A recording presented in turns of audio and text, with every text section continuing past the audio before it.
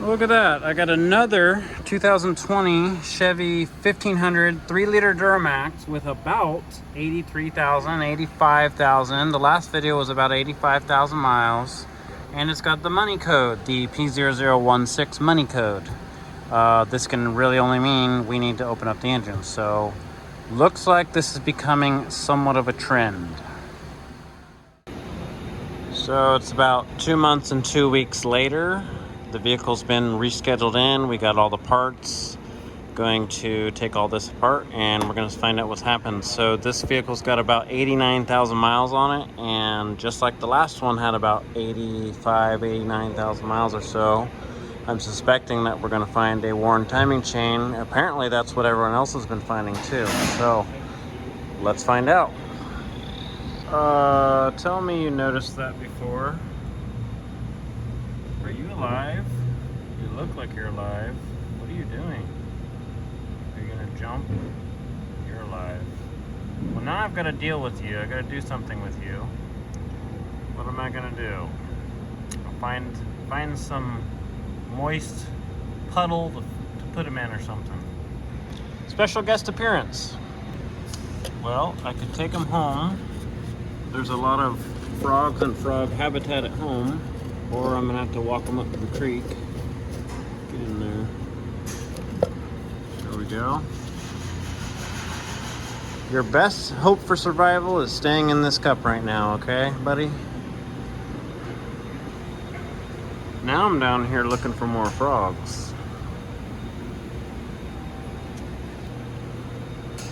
Grill shutter there is damaged. That'll probably cause a check engine light, but that's not what it's here for. Let's bring him on down. Look, it's a tree frog. He's trying to climb out of there. Bring him down to the creek. Hopefully there's no tweakers down here. Looks like there's been some tweakers down here. Bring it right down by the cool water, moist dirt and all that. Go on, go get into the grass where you're safe. There you go. Enjoy your life.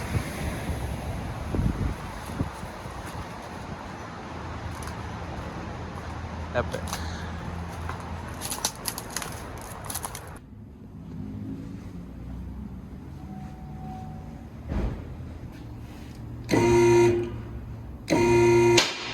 I think we're clear now.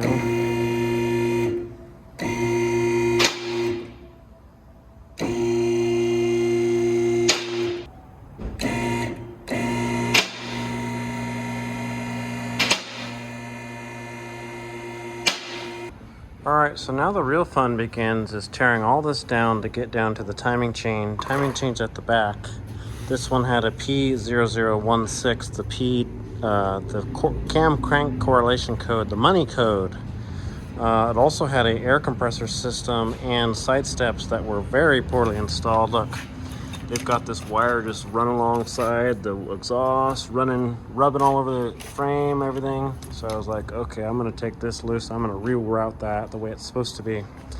Not only that, but for the next guy that needs to take this cab off, I'm gonna reroute this so that next time he can just undo this and set it on top. Same deal over here. For the assist step wiring, they did a terrible job of routing it. They had it through all the cab harnesses up there. So I had to actually take this part loose. So I had to unstring it from that side of the frame, set it all on top of the engine, lift the cab, and then set it over here. But like I said, they did a terrible job of routing everything. So I'm gonna redo all this for the next guy. The next guy that has to pull the cab, I will reroute it so that all he has to do is undo that connector and set it on the top, and then they'll be good. You never know, I might be the next guy, so be nice to him. If I was smart, some days I am, I'll do a quick walk around video before I take anything apart and just see how everything was routed. See what everything looked like before I disturbed it. Pay close attention to hoses, harness routing, stuff like this, little clips, brackets. Okay, moving on. I don't know if you heard that, but I just bonked my head pretty good. Look at that, sitting on top of the frame. That's been there for a while. Find They are, but they all have different flow codes. Well, ladies and gentlemen, I've been working at this for a while. I finally got the transmission pulled out. I got the valve cover off. We've got the crankshaft lock pin in the front. I just had the apprentice go through it, and we did indeed confirm that we have late cam timing. The tool will not fit, as you can see. It's slanted. It's supposed to drop straight down like that. So we do have late cam timing. So-called 3-liter P0016 money code. I call it the money code these days because whenever you see that code, guaranteed money will be changing hands. So we're going to get into this and do the timing chain replacement. We're still taking apart the cover back here. Going to take this cover off to further inspect the timing chain for wear. Most likely going to find what I found last time. Found all the guides and stuff worn. This engine has about 89,000 miles on it. The last 3-liter I did a timing chain on it had about 85,000 miles on it. So looking like this is becoming a trend. One thing I noticed on this engine that I did not see on the other one, this one seems to be a little more dirty on the inside. Most likely just from the oil change intervals, but it seems to have a little more sludge in the oil. The apprentice is working on getting this wet oil pump belt off. He's about to pull the belt off. We're about to pull all this timing components off. Look at that tensioner right there. That looks like it's fully extended. Where's the other tensioner? That tensioner's got some extension on it. So we do have some timing chain wear. Still taking it apart.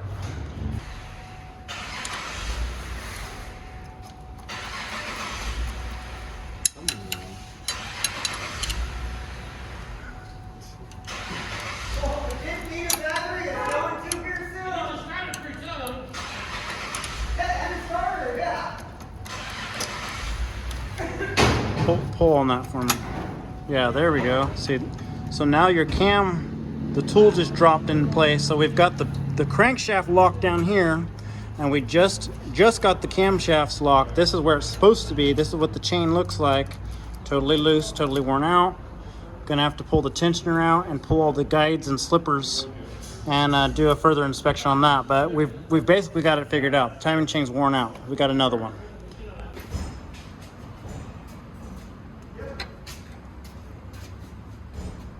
Camshaft sprocket bolt removing scar and sprocket removal.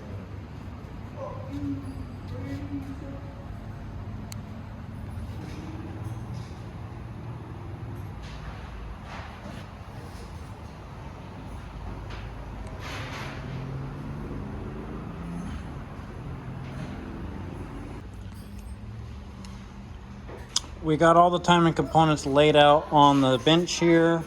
New components up against the old ones.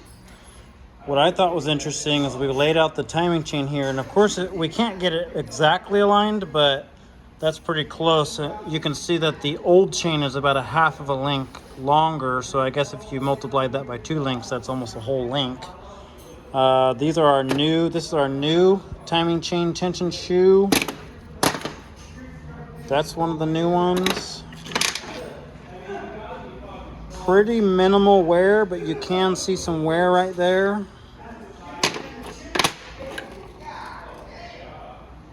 Just like the last one I did, you can see some wear on this plastic guide, but not severe. Not like you would expect to see when you have late cam timing like that. That's pretty minimal. Definitely seen worse. That's the new one, so that's the new versus the old. Definitely some noticeable wear there. There's another new one. Got new tensioners. We're going to inspect the sprockets. No sign of wear on the sprocket. Looking pretty good here, so we can reuse the sprockets, and then we're going to put new chains, new tensioner, new plastic guides, and all that good stuff. Any comments, apprentice? Good job. Good job, everyone. Any comments, apprentice? This is his first timing chain job, by the way. I love diesels.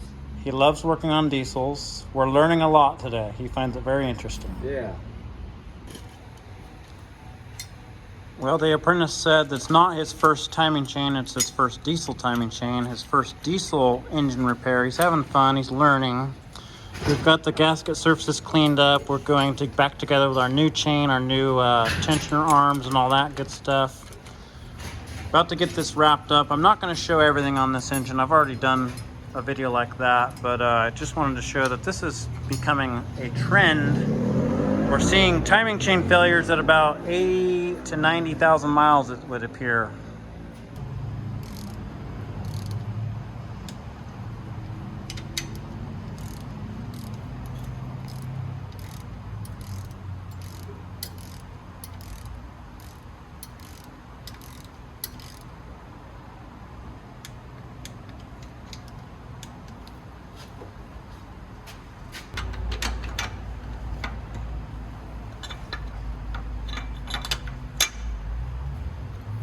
Oh. Oops. Okay. Okay, so right now he's just torqued down all of the plastic guides. We just installed the tool here to set the trigger wheel position. We got the cams held in position. He's just turned in this tensioner here and he's going to torque that down, and then we're going to torque these cam bolts, and that'll hold the cam sprockets where they're supposed to be. And that's really all I've got for this one. I found more or less exactly what I thought I was going to find. This is more of a learning and teaching experience for the apprentice. He's having a great time. He's looking forward to a long, rewarding career as an automotive technician, right? Oh yeah.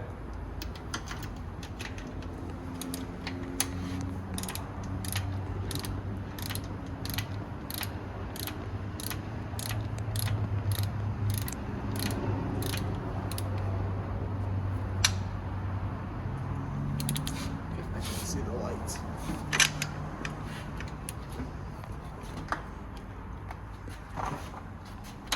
it on?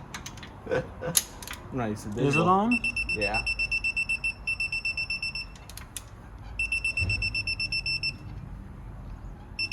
Yep, there we go.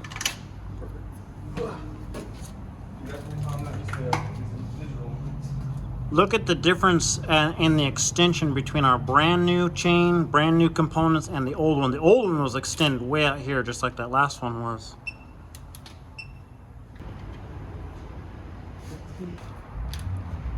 Initial torque up here is 18 pound-feet, and then it's going to be 50 degrees. This tool's in position when you tighten that, right? Okay, you're all good there.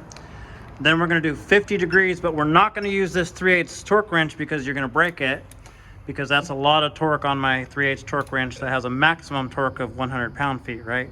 So we're going to upgrade to the 1/2" torque wrench. Torque the other one. Here, press clear.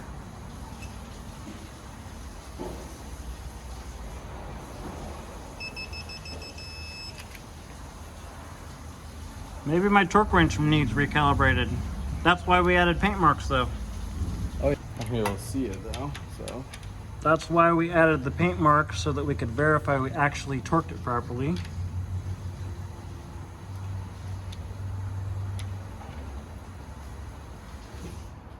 Yeah, it looks about 50 degrees to me, yep. Do the other one. It doesn't have to be perfect, just close, you know. 49.5 degrees is fine, 51 degrees is fine. Yeah, that's good. What was it that you said earlier? You're having fun? Yeah. You're having a lot of fun learning, Oh yeah. all that good stuff.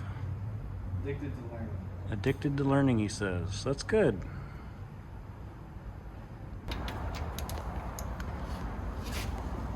Here we go. This is the final step. 15 degrees on the fuel injection pump bolt. He just finished his first 3-liter timing chain job. And we already talked about it. I said, how would you verify that you got this all correct? Well, we've got colored link there to let us know that we've got our crankshaft in the right position. Colored link there. There are no marks for the for the gears up here, but if the tools drop in, you're good. And I said, well, you would have to take the tools off, take that pin out, turn the crank 2 turns, and then if the tools drop right back in position, then you know you got it right. But he's not going to be here for any of that, so I'm going to finish this up, and then we're going to be good.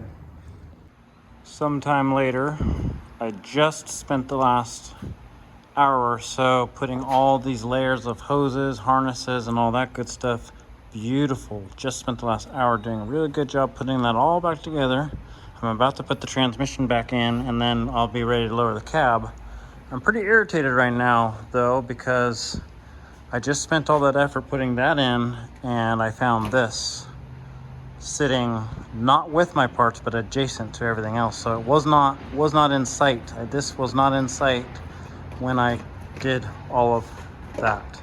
So now I'm about to undo all of that and then redo all of that, rather than throwing the stupid thing in the garbage, which I thought about for about a half second. I was like, is that thing gonna go back on? Yeah, I'm gonna go through the effort because it's annoying. You know, it's a sound deadening piece of foam. It's got little heat shields on it. So I imagine that the engine would be excessively noisy, the injectors would be excessively noisy, and maybe maybe the turbo would burn the valve cover or something. You know, I don't want to find out. So I am going to go through all the effort to put that stupid thing back in. Well, I got it in there, as you can see. I didn't have to take off too much, but it did cost me some time that I didn't have. That's a little irritating. So now I'm going to go ahead and put it back together for the second time.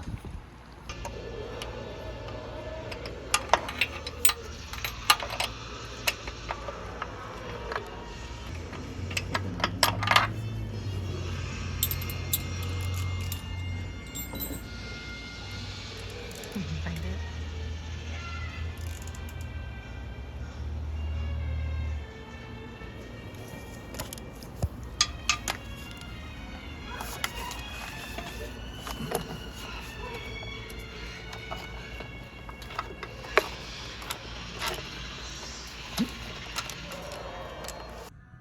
Well, many hours later, I've got it completely reassembled and ready to start it up for the first time. We're going to find out if the apprentice blew it up or not. Hopefully not.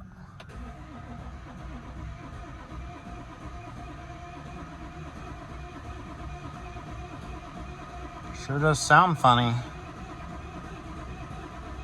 Sounding better. We need to build pressure in the fuel rail, so it's not too concerned. The last time it took quite a bit of cranking. Hopefully it just, boom, starts right up. Don't ruin my day.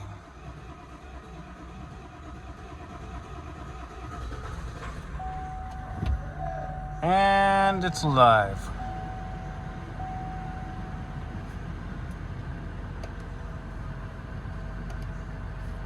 Okay, I'll give it a little bit. I'm gonna drive it around and all that. Make sure that code does not come back, but I'm pretty confident that it's not gonna come back because we did indeed find worn timing chain components. So that's another 3 liter down, another 3 leaker fixed. Thanks for watching.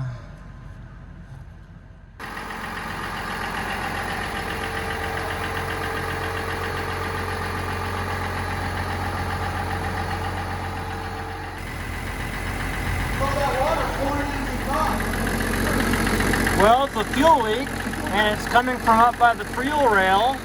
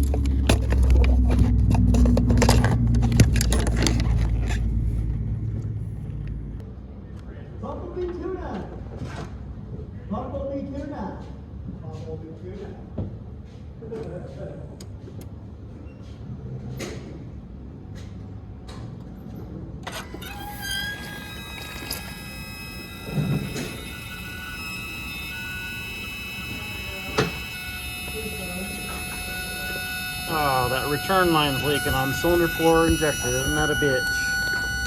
See that? God. See, I knew that I torqued those down. It must be cracked. The little plastic nipple must be broken. Well, that's a bitch.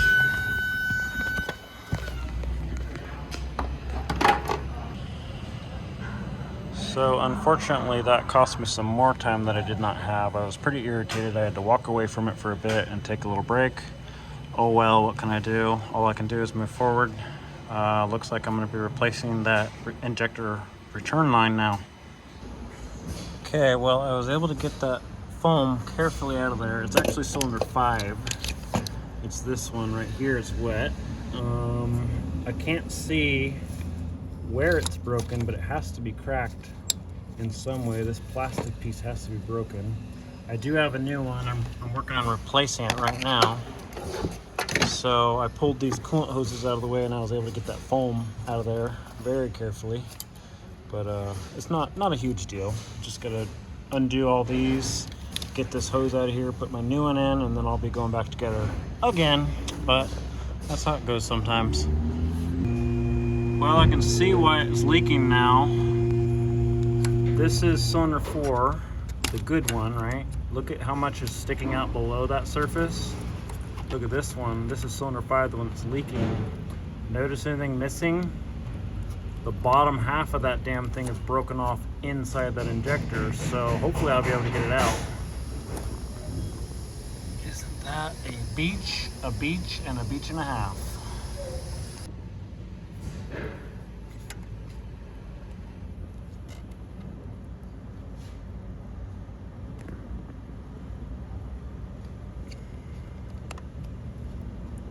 Please, oh please, can I get it out? Of course it's the part with the seal that's stuck down in the hole. Ooh, I almost got it. I could feel it. The screw is biting in. Stand by.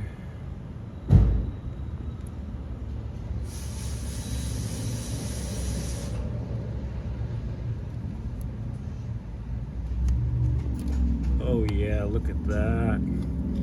Beautiful. That couldn't have gone better.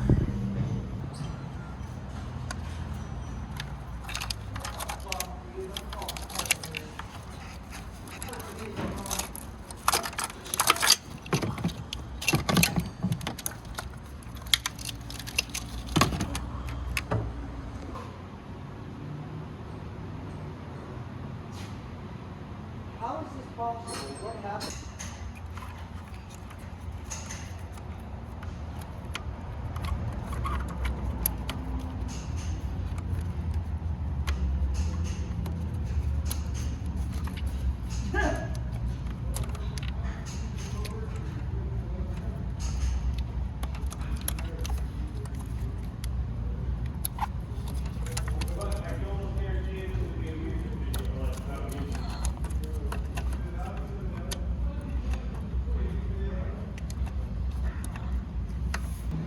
Well, at least I'm winning this battle. I've got the new return line installed. The hardest part of that was getting this foam piece out and then back in without destroying it. I was successfully able to do that, luckily, and this is, of course, the second time that I'm reinstalling this. Kind of annoying that I even had the feeling in my heart, I was like, I feel like I'm being led back this direction by forgetting this earlier. And I did. I super double checked everything and I couldn't find anything wrong, but you know, whatever. That's how it goes sometimes. Well, here we are once again, completely reassembled, ready for startup for the second time. It's after hours. I don't want this vehicle waiting for me in the morning, so I'm gonna just do this tonight. I was having flashbacks of this job that I did a long while back on a 6.4 liter Ford Power Stroke. I think I took the cylinder heads off and then I reassembled it. So I had the cab up and so I put it back together and I went to start it, crank, and it did not start, and there was like a fuel puddle on the ground. I'm like, great. So I came in that Saturday and I lifted the cab back up, and I remember exactly what happened. Somebody came and talked to me when I was torquing that. There's one fuel fitting underneath all the heat shields and everything. If you ever worked on a 6.4 Power Stroke, you know exactly what I'm talking about. The high pressure pump's in the back and it's underneath all these shields. So somebody distracted me when I was torquing that one bolt, or the one fuel fitting, and it ended up leaking because it was totally loose. And I had to raise the cab back up on that thing and do a whole bunch of disassembly. This one wasn't so bad, so I've done worse. I was upset for a minute, but then I just, I'm like, what can I do? All I can do is really move forward. Is it slightly ironic that I called it a 3-leaker and then immediately it started pouring fuel on the ground? I don't know. But once again, that's all I've got. No fuel leaks, no coolant leaks, no oil leaks, no check engine light. We're good. Out. Bye.